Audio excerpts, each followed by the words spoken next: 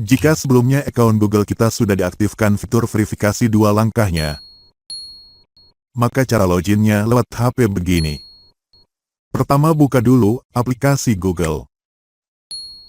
Jika perangkat kita HP Android, biasanya akan langsung terbuka akun Google bawaan HP kita seperti ini.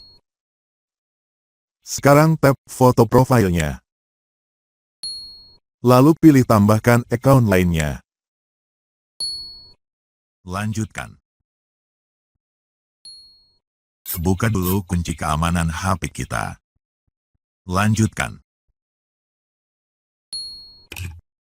Sekarang masukkan email dari akun lain yang ingin kita login. Selanjutnya, lanjutkan dengan sandi atau passwordnya. Selanjutnya,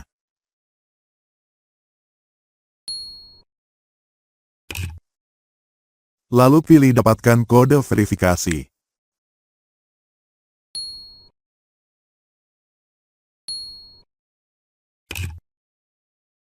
Kirim. Sekarang kita tinggal tunggu sistem mengisi kotak ini dengan kode verifikasinya secara otomatis. Kemudian mereloadnya ke langkah berikutnya. Saya setuju. Nah, berhasil.